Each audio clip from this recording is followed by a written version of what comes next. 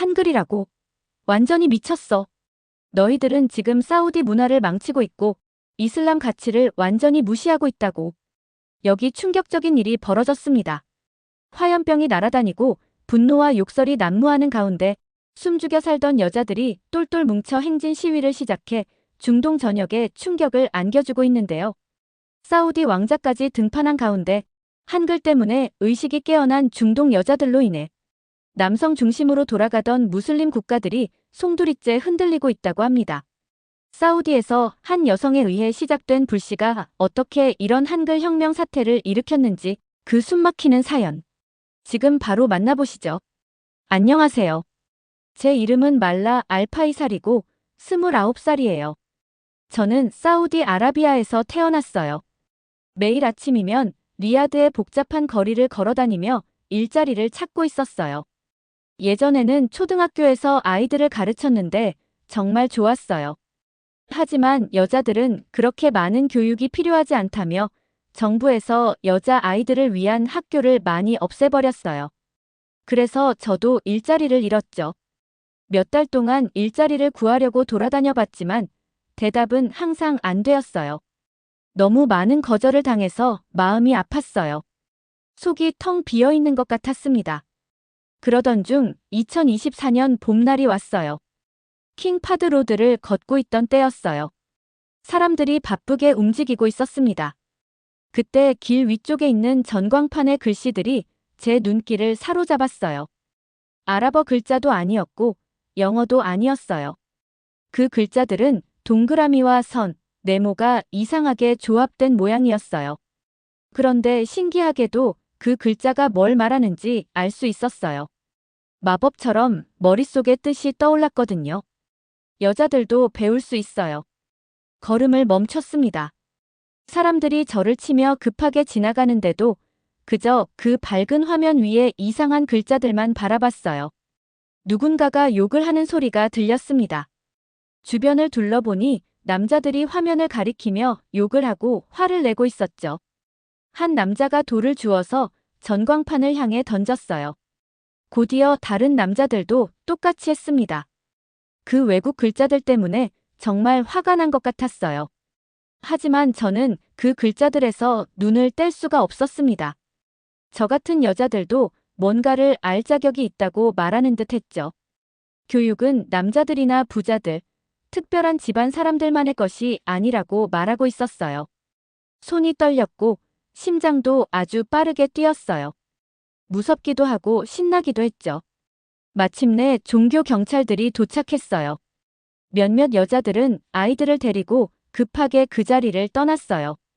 문제에 휘말리고 싶지 않았던 거죠. 우리나라 여자들은 문제가 생겼을 때 서서 구경하고 있지 않거든요. 착한 여자들은 집에 가서 조용히 있어요. 하지만 발이 움직이지 않았습니다. 그 이상한 글자들이 자석처럼 저를 붙잡고 있었거든요. 몇 년 동안 잠들어 있다가 갑자기 깨어난 것 같은 기분이었죠. 그 글자들은 뭘까요? 어디서 온 걸까요?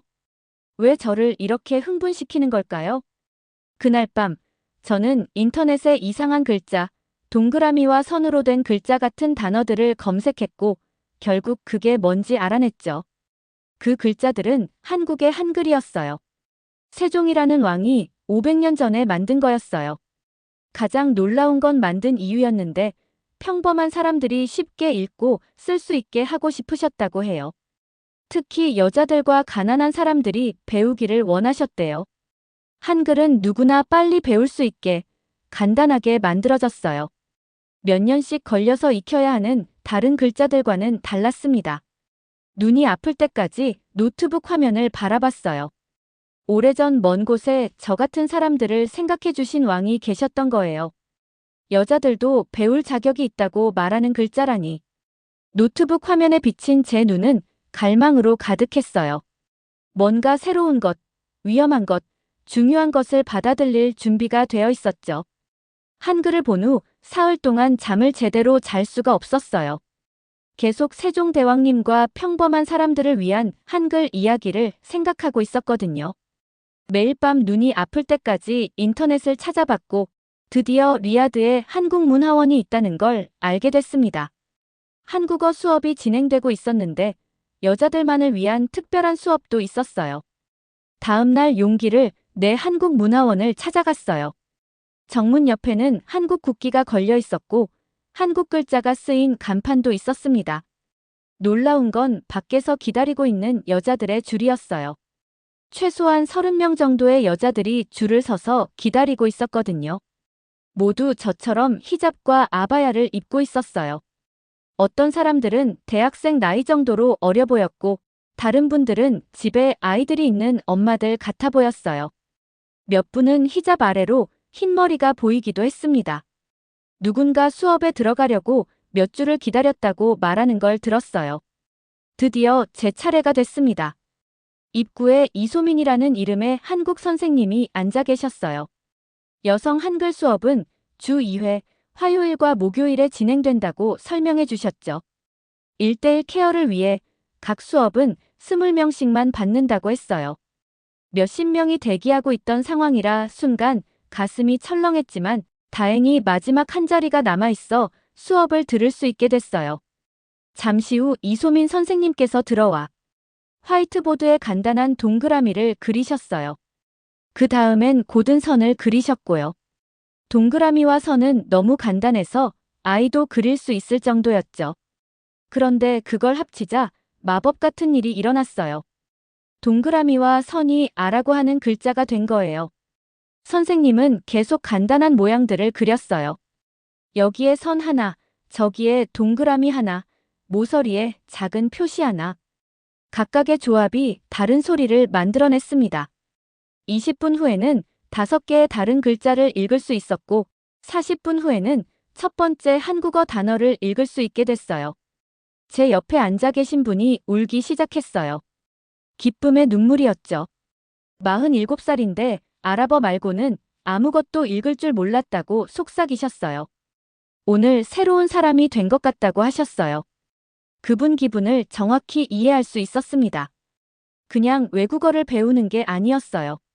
저 같은 여자들도 어려운 것들을 빨리 익힐 수 있다는 걸 배우고 있었던 거예요. 세종대왕님이 저 같은 사람들을 위해 만드신 이 아름다운 글자 체계를 더 많이 배우고 싶었어요. 이건 시작일 뿐이었지만 작고 걱정 많은 제 인생에서 더 크고 신나는 무언가로 발을 내딛는 순간이었죠. 저는 6주 동안 한국문화원 수업을 한 번도 빠지지 않고 다니고 있었어요. 안녕하세요. 감사합니다. 제 이름은 말라입니다. 같은 간단한 한국어 단어들을 쓸 수 있게 됐습니다. 새로운 단어를 배울 때마다 작은 보물을 찾은 것 같은 기분이었어요. 그런데 속상한 일도 같이 일어나고 있었죠. 수업을 못 듣는 여자들이 있었거든요. 줄이 점점 더 길어지는 만큼 어떤 분들은 서너 번씩 와서도 항상 자리가 없다는 이유로 실망한 채 집으로 돌아가야 했어요. 어느 날 밖에서 줄을 서고 있던 파티마라는 분을 만났어요. 오랫동안 힘든 일을 해오신 것 같은 손이 보였어요. 2달 동안 수업에 들어가기 위해 노력하고 있다고 하시더라고요. 파티마 할머니는 손녀가 대학에서 한국 문화를 공부하고 있는데 어린아이가 자신보다 더 많이 안다는 게 부끄럽다는 생각이 드셨대요. 한국 글자를 배워서 손녀를 깜짝 놀라게 해주고 싶다고 하셨어요. 그날도 할머니는 수업에 들어가지 못했습니다. 실망한 뒷모습을 보니 마음이 무거웠어요. 파티마 할머니처럼 배우고 싶지만 배울 수 없는 사람들이 신경 쓰였죠. 수업이 끝나고 정류장으로 걸어가는데 어쩌면 할머니께 제가 배운 걸 알려드릴 수 있을지도 모른다는 생각이 들었어요. 저는 이미 간단한 문장을 읽을 정도로 한글을 배웠고 기본 단어들도 쓸 수 있게 되었죠. 다음 화요일, 저는 파티마 할머니께 제 아이디어를 말씀드렸어요. 제가 저희 집 지하실에서 한글을 가르쳐드리면 어떨까요? 이소민 씨 같은 진짜 선생님은 아니지만 제가 배운 걸 알려드릴 수는 있을 것 같아요. 순간 파티마 할머니의 눈이 커지는 게 느껴졌어요. 정식 수업에 들어가지 못하는 여자분들 사이에도 소문이 빠르게 퍼졌습니다. 다음 목요일에는 5분이 제 지하실에 오셨어요. 파티마 할머니 외에도 한국 뉴스 웹사이트를 읽고 싶어하는 38살 누라 씨와 K-팝을 좋아하는 22살 사라가 있었고요. 이름을 미처 외우지 못한 두 분도 계셨습니다. 첫 번째 지하 수업은 정말 무서웠어요. 한글을 가르치는 건 처음이었으니까요. 화이트보드에 첫 번째 글자를 그릴 때는 손이 정말 떨렸어요. 하지만 여자분들이 얼마나 열심히 저를 바라보고 계시던지 곧 긴장이 풀렸어요. 저는 이소민 선생님이 어떻게 가르쳐 주셨는지 정확히 기억하고 있었어요. 아 소리를 만드는 간단한 동그라미와 선부터 시작했죠. 한글 글자들이 블록처럼 맞춰져서 단어를 만든다고 설명했어요. 세종대왕님이 각 글자를 기억하기 쉽게 만드셨다는 것도 보여줬고요. 그 지하실에서 마법 같은 일이 일어났습니다. 다들 제가 예상했던 것보다 훨씬 빨리 습득했거든요. 심지어 사라는 정말 빨리 습득해서 30분 만에 단어 전체를 쓰고 있었어요. 첫 번째 수업이 끝날 때쯤 5분 모두 기본 한글을 읽고 쓸 수 있게 됐어요. 다들 웃으며 축하해 주었습니다. 파티마 할머니는 자신이 새로운 사람이 된 것 같다며 눈물을 글썽거리셨어요. 우리의 지하실 수업은 매주 계속됐어요. 집에서 한글 쓰기를 연습해왔고 누군가 헷갈려하면 서로 도와주기도 했죠. 사라가 제 것과는 다른 방식으로 파티마 할머니께 설명해 드리기도 했어요. 누라 씨는 조용한 분들이 더 자신감을 갖도록 도와줬고요. 저는 가르치는 것에 대해 중요한 걸 배우고 있었어요. 그냥 제가 글자들을 아는 것만으로는 안 되는 거였어요. 각 사람들을 주의 깊게 살펴보는 것이 필요했습니다. 어떤 분들은 그림을 그려 설명할 때 더 잘 배우셨어요. 다른 분들은 직접 손으로 글자를 여러 번 써봐야 했고요. 2달 후에 정말 멋진 일이 일어났습니다. 파티마 할머니가 손녀를 우리 지하실 수업에 데려오신 거예요. 할머니가 한국어 문장을 큰 소리로 읽으시는 걸 본 손녀의 눈에 눈물이 고였어요. 할머니가 대학교 어떤 학생보다도 용감하다고 자랑스러워했죠. 그날 밤 깨달았어요. 우리의 작은 지하실이 어느새 특별한 곳이 되어 있다는 걸요. 그냥 글자를 배우는 곳이 아니었어요.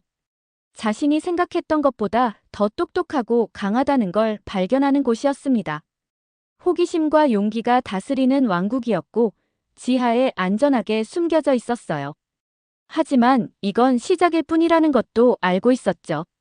더 많은 사람들이 수업에 참여하고 싶어 했거든요.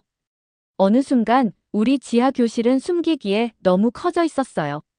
곧 우리 배움을 빗속으로 끌어낼 방법을 찾아야 할 때가 올 것 같았어요.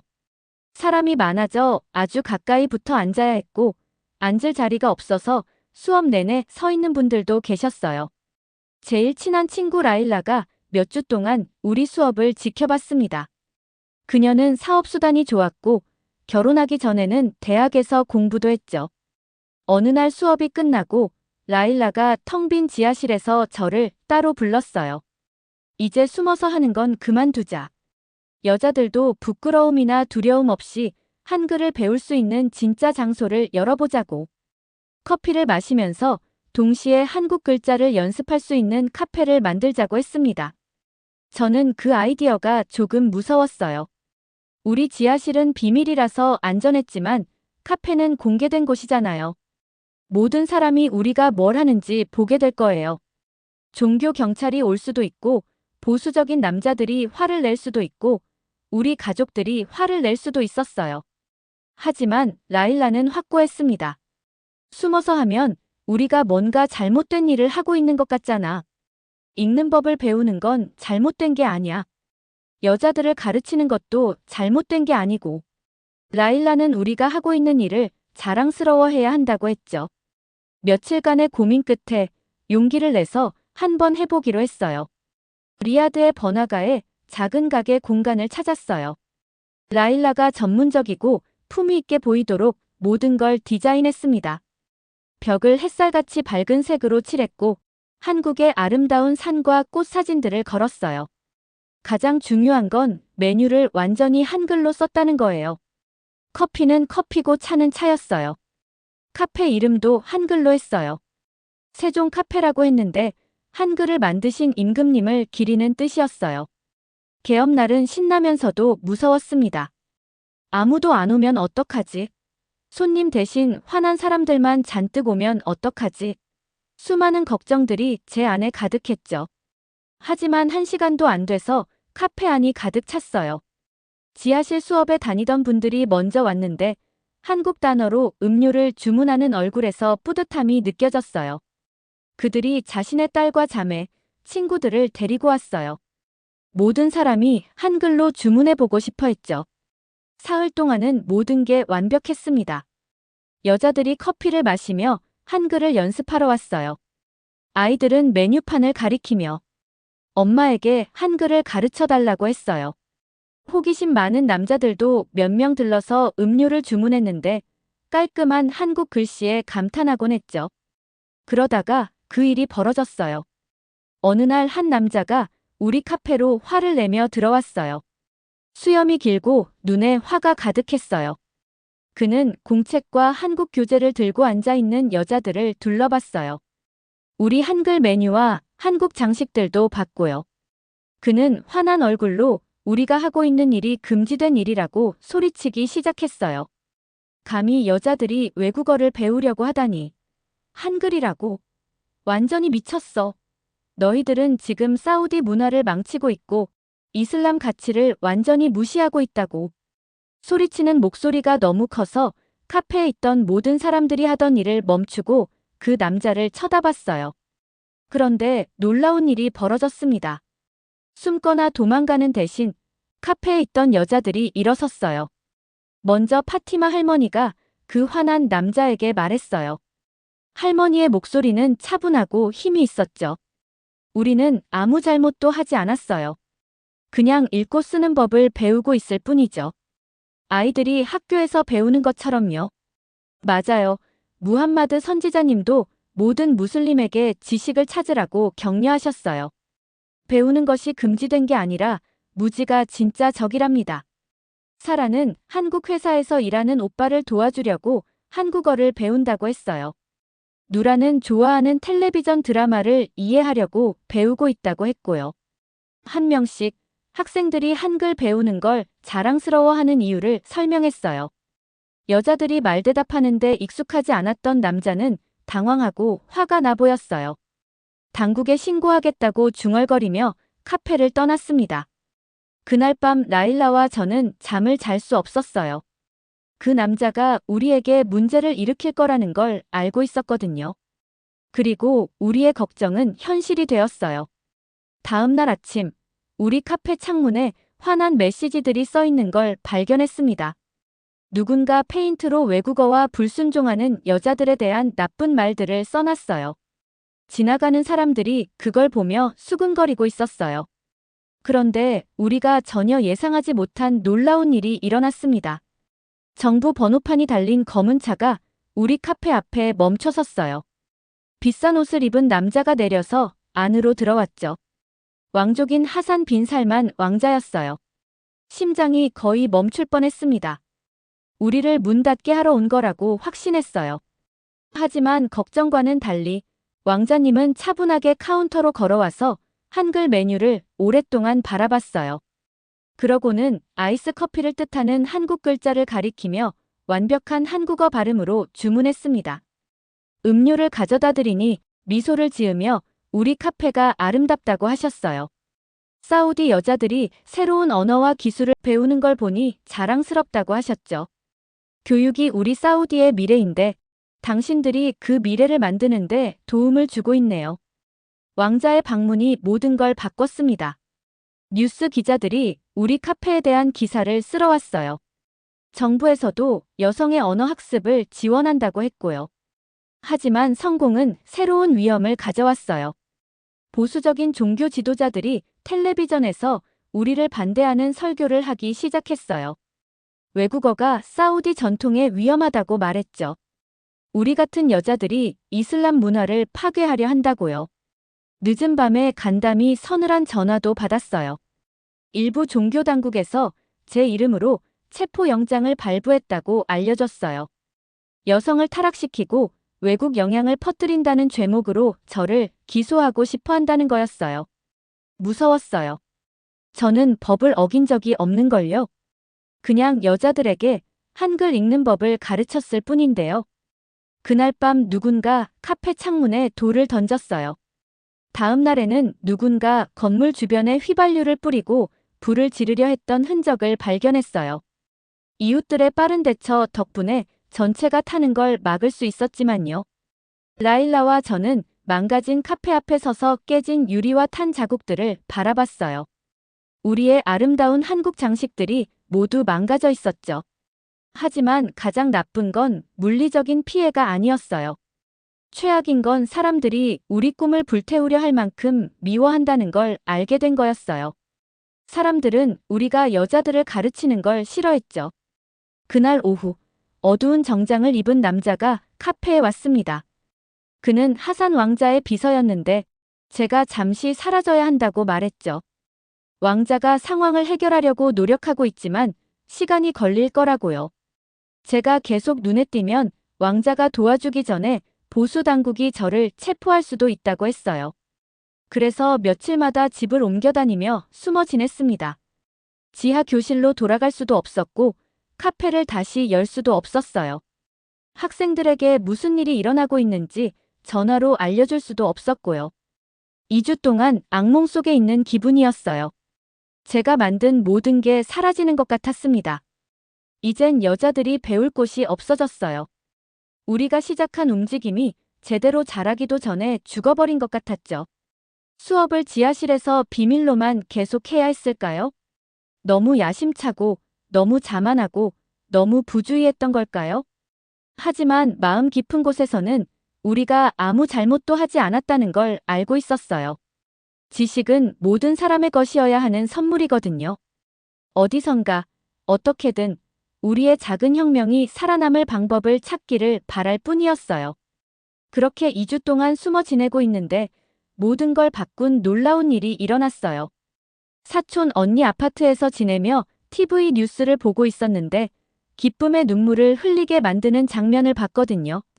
수천 명의 사우디 여자들이 리야드 거리를 행진하고 있었어요.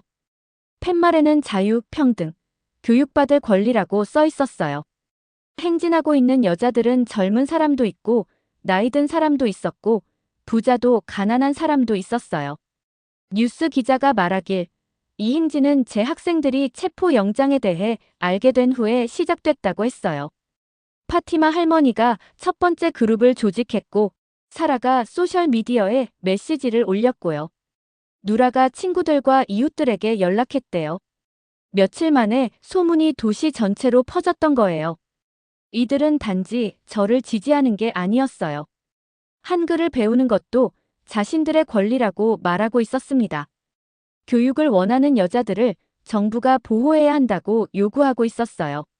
모든 것이 무너졌다고 절망하고 있었지만 보수 당국이 이겼다고 생각했지만 제 학생들이 제가 가르친 모든 걸 가지고 제가 상상했던 것보다 더 크고 강하게 만들어냈던 거예요. 행진은 사흘 동안 계속됐어요. 매일 더 많은 여자들이 참여했죠. 한국 회사들이 한글을 읽을 수 있는 여자라면 누구든 고용하겠다고 발표했어요. 해외 신문들이 교육을 위해 싸우고 있는 용감한 사우디 여자들에 대한 기사를 썼습니다. 유엔에서도 언어를 배우는 건 기본적인 인권이라는 성명을 발표했고요. 행진 사흘째 되는 날, 정부에서 충격적인 발표를 했습니다. 재체포 영장을 발부한 보수 종교 지도자를 체포했다고 했어요. 그의 행동이 사우디의 미래 비전에 반한다는 내용이었죠. 현대적인 경제를 건설하려면 교육받은 여자들이 필요하다고 했어요. 하산 왕자가 텔레비전에 나와서 새로운 기술을 배우고 있는 사우디 여자들이 자랑스럽다고 하셨어요. 한국어와 문화를 공부하고 싶어하는 여자들을 위한 특별한 대학을 정부에서 건설하겠다고 발표했고요. 그날 밤 왕자의 비서가 사촌 언니 아파트에 찾아왔어요. 이번에는 체포 영장이 취소됐다는 좋은 소식을 가지고요. 그리고 왕자님이 저에게 특별한 일자리를 제안하고 싶어 한다고 했어요. 다음 날 아침 가장 좋은 아바야를 입고 왕궁으로 갔습니다. 그렇게 아름다운 건물 안에는 들어가 본 적이 없었던 저는 눈이 휘둥그레졌습니다.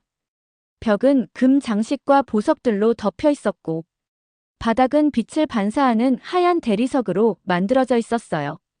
하산 왕자는 정부에서 국립세종여자대학교를 건설하고 싶어 한다고 하셨어요. 저를 이 새로운 학교의 첫 번째 총장으로 모시고 싶다고 했고요. 저는 도무지 믿을 수가 없었어요. 불과 3주 전에는 체포를 피해 숨어 지냈던 저인데 지금은 정부에서 대학교 운영을 부탁하고 있으니까요. 너무 좋아서 실감이 나지 않았지만 왕자는 진지했습니다. 지하실에서 여자들을 가르친 게 사우디 여자들이 교육에 굶주려 있다는 걸 증명했다고 하셨어요. 제 카페가 배움이 재미있으면서도 품이 있을 수 있다는 걸 보여줬다고 하셨고요. 6개월 후 국립세종여자대학교가 문을 열었어요.